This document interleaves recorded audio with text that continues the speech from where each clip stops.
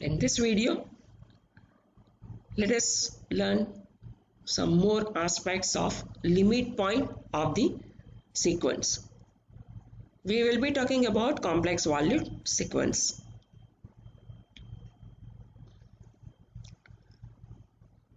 These are the facts which we know.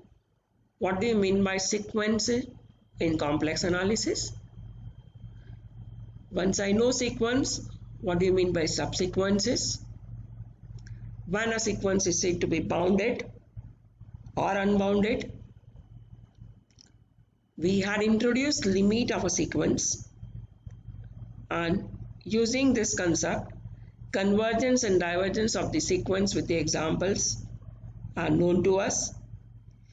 We also know about the uniqueness of limit of sequence and concept of convergence and boundedness of the complex valued sequence. Let us respond to first question. What is a limit point in complex analysis? A point Z0 is said to be a limit point of a set S if each deleted neighborhood of Z0 intersects S.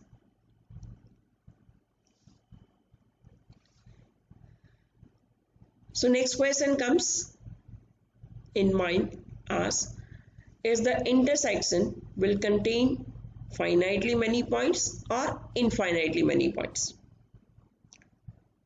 Let us have some argument for this to give the response to the question. Suppose you have a set S of complex numbers, and let us claim that Z0 is a number and is a limit point of S. So I am assuming that Z0 is limit point of S. But that means each neighborhood of Z0 contains point of S. Like here, we start with some finite points, say Z1, Z2, Zn. You can see here Z1, Z2, Zn, and this is what my Z0 is, that is limit point. And draw a circle of radius such that all the finite points Z1, Z2, Zn lies outside the circle, but this is not possible as Z0 is the limit point and it should interact with set S. So intersection will contain infinite points of S if Z0 is limit point. This is also known as accumulation point or cluster point. In topology, you will come across cluster point again and again. Accumulation point,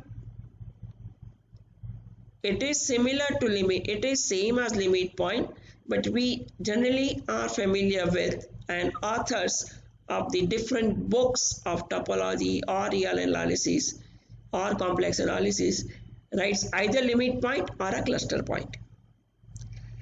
So a limit point may or may not belong to the given set. Okay, so we responded to this question. That is, the intersection will contain finite or infinite points. Our response is it contains infinitely many points. So a point in the set which is not a limit point, because there will be good number of points. Okay, so a point in the set which is not a limit point is called an isolated point. Let us have a set to be set of natural numbers, and if we draw a neighborhood around point 1, that is natural number 1, from set of natural numbers, it will contain only that point, that is 1. And if we consider a deleted neighborhood around this point 1, the neighborhood will not contain any point of the set S. Okay. So let us have this, we will have this in figure also, geometrically I will show you. So 1 is not the limit point, as the definition itself says. The deleted neighborhood contains infinitely many points of S. So 1 is isolated point of set of natural numbers. Similarly, I can check for all natural numbers, whether 2, 3 and any number you like. So what in general I can say, set of isolated points of S, which is in our case set of natural numbers, that is the whole set of natural numbers, or each of its point is an isolated point. So this statement says that set of natural numbers, points in set of natural numbers are isolated points. Let us have this figure. See, I have a line with numbers 1, 2, 3, 4 plotted. Okay, and I'm taking epsilon to be half, because epsilon condition is only it should be non-negative. So I'm taking epsilon to be half. Okay, so this is my radius, half. Now you see that, and 1 you have to remove. So I have deleted neighborhood, this one. Okay, so I have 1 not in the epsilon neighborhood of 1, and that says that 1 is isolated point. Similarly, I can have 2, I can have 3, I can prove of 4, and that guarantees that all the points of natural number system are isolated points. Okay, now let's go to the two-dimensional visualization. You have set S to be complex number, x plus iota y. X belongs to integer and y belongs to real number. Then let us find what is the limit point of S. Okay. Say I is close interval 1, 2. Okay, so I need to put what is x plus iota y. X should only belong to 1, 2. I mean close interval 1, 2, and y can be any real number. Okay, so this is the plot. Okay, you have the strip. So what I can say, that the limit point of S is the strip. Okay. So these two examples says, previous one and this one, that in complex analysis the set did not have limit point as singleton set. Okay, it can be strip or it can be singleton set. Okay, now next question to be responded. What is the difference between limit point of a sequence and limit of a sequence? A limit of a sequence will always be limit point. Quite trivial, okay? Because in that case I will have if Zn is a sequence and Z is the limit point, then the modulus of Zn minus Z will be arbitrarily small, okay? Or Zn goes to Z. So I have a limit of a sequence will always be a limit point. Converse need not be. Okay, and be careful and always keep in mind that whenever you say converse is not true, you should have an example which contradicts the statement. Okay. The statement is limit point may not be a limit of the sequence. Okay, so I need to have an example. Let us consider the sequence iota, negative iota, and so on. Here you have two limits, okay, two limit points. Set of limit points are iota and minus iota.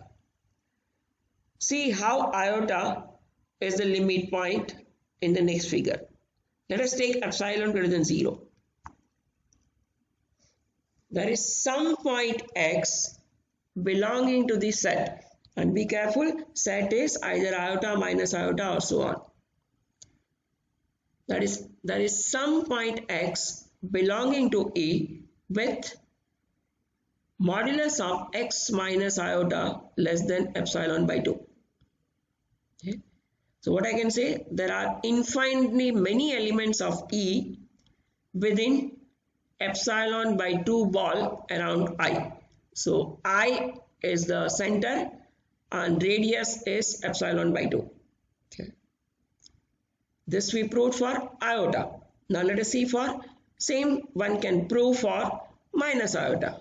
That minus iota is also the limit point. So one sequence is converging to iota, second one is converging to negative iota. So limits are different. So sequence will not have the limit, as we already know that limit of a sequence, if exists, then it should be unique. Okay. Okay. Here is geometrically representation. Say iota and negative iota. I am assuming for iota, and similarly it goes for negative iota also. We say that take epsilon by 2 neighborhood of iota. So I have this as a center and radius is epsilon by 2 of this particular ball. That is, epsilon by 2 neighborhood of iota contains infinitely many points of this sequence, iota, minus iota, and so on. And even the point itself, that is iota. Okay. As iota occurs infinitely many times in E, and the definition itself say the point is a limit point of the set S if each of its deleted neighborhood contains infinitely points of S. Okay. So that is what I proved here, and this is what graphical representation. And I said for iota, you can similarly give argument also for negative iota. Okay. The next question what we need to respond, when you can say that limit point of a sequence is the limit of a sequence. Okay. If the set will have only one limit point, then I can say both of them are equal. That is limit point of a sequence and limit of a sequence. Okay. So obviously I have a note because I said if and then. If the set has more than one limit point, then sequence does not converge. Okay. Let us find out limit point of this sequence. Zn equal to 1 plus iota raised to n into n upon n plus 1. Okay. It is easy to prove that n upon n plus 1 tends to 1 as n tends to infinity.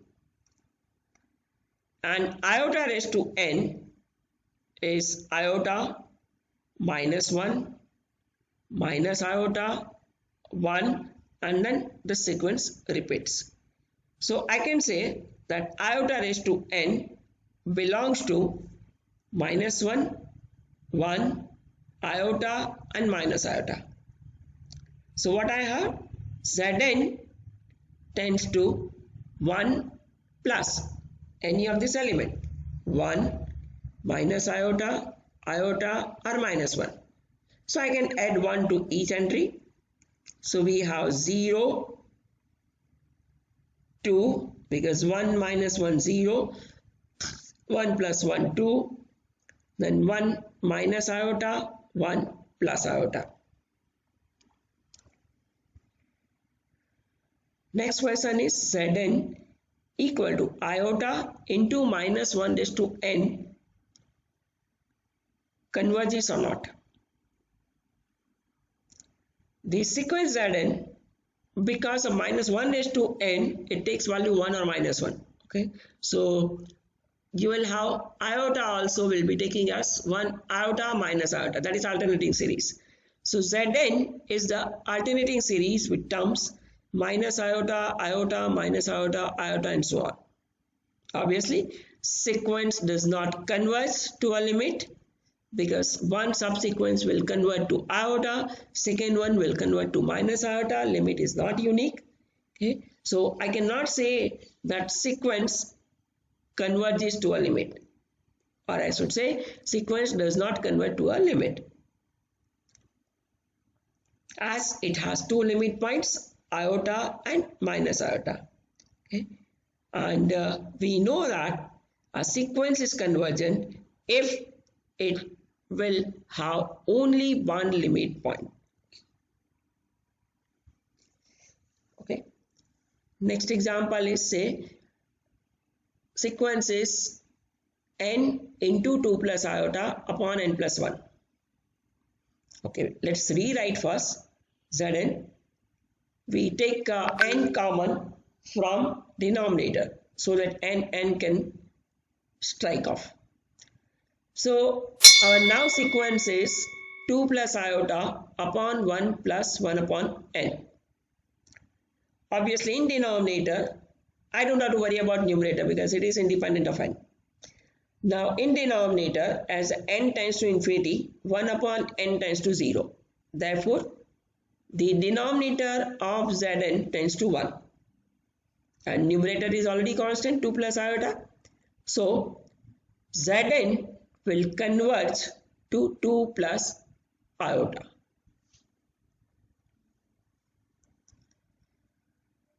Next question is, find limit of sequence 3n square plus 5 upon iota n square plus 2 iota n minus 1. First, because numerator and denominators are having same power, I can get rid of the power n square. That is, I am dividing a numerator and denominator by n square. So now my Zn will be 3 plus 5 upon n square upon iota plus 2 iota upon n minus 1 upon n square. Now as n tends to infinity, this term is 0, 5 upon n square. 2 iota upon n is 0 and 1 upon n square is 0. So what I am left with? In numerator I am left with 3 and from denominator I will get iota. Generally we don't keep complex number in denominator, so we multiply it with its conjugate, and conjugate of iota is minus iota. So minus 3 into iota upon iota square. Iota square is minus 1. So we have minus 3 iota as the limit of the sequence 3n square plus 5 upon iota n square plus 2 iota n minus 1. Now you can respond to these 4 questions. First question is the constant sequence convergent? Answer is yes. Is a bounded sequence always convergent? Try to give the argument. Can a bounded sequence diverge? If you give response to 2, third is quite automatic. And the 4th question which you can respond from the above arguments is a sequence with no limit is convergent or divergent. Just use your brain and the concepts, you will get the responses of all the 4 questions. Okay, let's have one result. A sequence Zn of complex numbers converges to Z0 if and only if every subsequence of it converges to Z0. That is, if subsequence converges, then sequence will converge and vice versa. Okay, let us assume that sequence converges. That is, limit n tends to infinity Zn equal to Z0. So for given epsilon greater than 0, there exists a positive integer, say n1, such that modulus of Zn minus Z0 is less than epsilon whenever n is greater than or equal to n1. I have simply used the definition of convergence. Now I need to prove that its subsequence converges. So let us consider Znk a subsequence, and Nk, that is sequence Nk, is monotonically increasing. So there is an integer n2 such that nk is greater than n1 and k greater than n2, and this guarantees that modulus of Znk minus Z0 is once again arbitrary small, that is epsilon, whenever k is greater than or equal to n2. Okay. So this proves that the subsequence Znk as n tends to infinity goes to Z0. In converse part, I don't need to prove anything because it is trivial. That is, a sequence Zn itself is a subsequence. So we have a result that if sequence is convergent, subsequence converges, and if subsequence converges, then sequence converges. Let us have a graphical representation because that makes argument more visualized form. Suppose you have a subsequence, say E, Z1, Z2, Z3, Z4, Z5. Sorry, it's a sequence. Okay. Now, sequence A converges.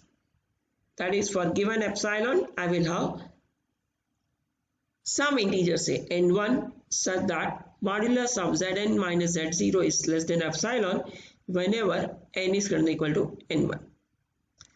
Let us assume n1 is equal to 5. That means for n greater than or equal to 5, all the points of sequence lies in epsilon neighborhood. You can see this figure. Z5, Z6, Z7 all are lying in the epsilon neighborhood of Z0. Okay. Remaining points Z1, Z2, Z3, Z4 are outside, but I don't have to worry about. And let us consider the subspace Z1, Z3, Z5. Okay. And so obviously it satisfies the condition of monotonically increasing sequence 1, 3, 5, 1 less than 3, less than 5. And if I plot, once again you have Z1, Z3, Z5 in the epsilon neighborhood. That means this subsequence E1 also converges to Z0. Okay, E was the original sequence, E1 was the subsequence, and both of them are converging to Z0. So that proves our theorem. So necessary and sufficient condition that Zn converges is that for any epsilon greater than 0, there exists positive integer n such that modulus of Zp minus Zq is less than epsilon for all p and q greater than n. And if you recollect the result in real analysis, this looks like that of the Cauchy sequence. So now I am defining Cauchy sequence. Other way of defining Cauchy sequence is modulus of Zn plus p minus Zn is arbitrary small whenever n is greater than or equal to n, and p can take any value, integer value, obviously positive integer value 1, 2, 3 and so on. And this says that after a particular point, that is for n greater than or equal to n, the points lie very close to each other, and that is what we had seen in this representation. That is, they are quite close to Z5. If you look at the first figure, Z5, Z6, Z7, they are quite close to Z0 and even to each other. So I have a result that is a sequence Zn of complex number converges if and only if it satisfies Cauchy condition. Okay. So first we assume that the given sequence Zn is convergent. So I have limit n tends to infinity Zn equal to Z0. Use the definition. So what it says, for given epsilon greater than 0, there exists a positive integer n such that modulus of Zn minus Z0 is less than epsilon by 2 whenever n is greater than or equal to n. So for all n greater than or equal to capital N and p equal to 1, 2, 3, so on, we have Zn plus p minus Zn. I'm just adding Z0, adding and subtracting Z0. So what I have, Zn plus p minus Z0 plus Z0 minus Zn. And then use triangular inequality. So we have modulus of Zn plus p minus Z0 plus modulus of Zn minus Z0. But both these terms are less than epsilon by 2. So I have modulus of Zn plus p minus Zn less than epsilon. And this proves that the sequence is Cauchy sequence. Conversely, I have to start with the Cauchy condition on complex number sequence and prove that it is the sequence of complex numbers Zn is convergent. Okay, let us assume epsilon to be equal to 1. It satisfies the condition of non-negativity. Okay, that is, for given epsilon equal to 1, there exists a positive natural number, say n, such that modulus of Zn plus p minus Zn is less than 1, because sequence Zn satisfies Cauchy condition. That is the given statement. Okay. Now fix n as n0, then we have modulus of Zn0 plus p minus Zn0 less than 1 for p equal to 1, 2 and so on. Okay. Now only p is varying.